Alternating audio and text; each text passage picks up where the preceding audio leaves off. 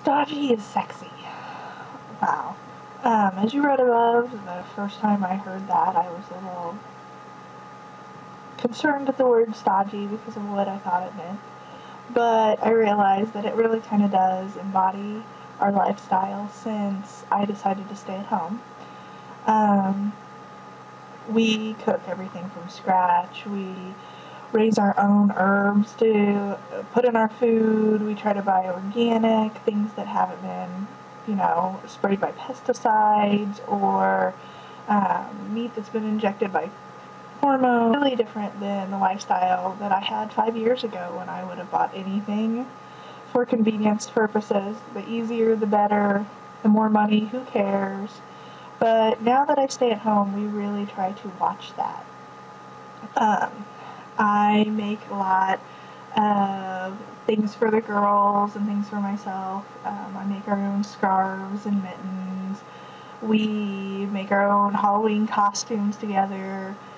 We spend a lot more time unplugged from different sorts of media, trying to get them to play outside. We did build one of those big playgrounds out back, and we try to buy a lot of games for the families to play together, like board games. So we sit down and we play Monopoly and different things like that. And I really think that embodies the whole family-oriented, more conservative, saving our money type of view, which is really what Stodgy and Sexy is about. Right before I quit my job, about a year before that, maybe 2, we went down from the SUV and decided to get a Dodge Caliber, which has a lot better gas mileage. It's very different than driving a big car that I'm used to because we don't have as much room, which is quite nice to have that room, but it's not quite nice to spend that money on gas or the fact that it's not very efficient and good for the environment. So we did pare down to something smaller. I can't say it's less flashy like a lot of the site says because, me and my bright orange car, but we do like it a lot better. And another thing that I talked about a little bit in the blog post above was my generation. And I really think the generation I was raised in is a very plugged-in generation where everything is about not sitting and doing nothing. We can't just enjoy a lot of the time by ourselves. We have to be doing 3 things at once, and one of them has to be surfing the web or playing on our BlackBerry or our Palm Pilot or our iPhone.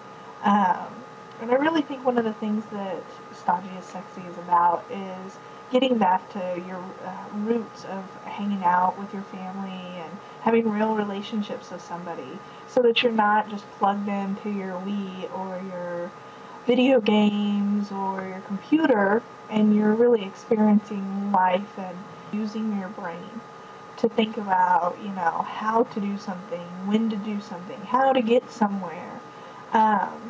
I like the fact that they pointed out that a recent survey revealed that people are more attracted to brains right now than beauty because it's really, really important that we think about what somebody has to talk about, what somebody knows, and what we can share with that person. But more than that, I really think it takes having that time for reflection and being a little bored for somebody to start messing around with stuff and doing things they wouldn't have thought of doing before and really innovating and coming up with new things, new gadgets, new inventions, new ideas, because if you don't take that time and stop drowning yourself in technology and the next biggest thing and what you can buy now, then you're not going to get anywhere. You're not going to move anywhere. You're not going to have any ideas that are innovative and all your own. They're unique to you.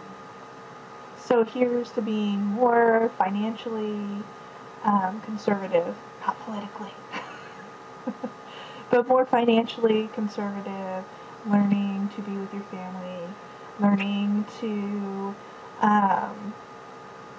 take some time make your own things, make your own food, stop buying for convenience, stop drowning yourself in media, and realizing that stodgy is sexy.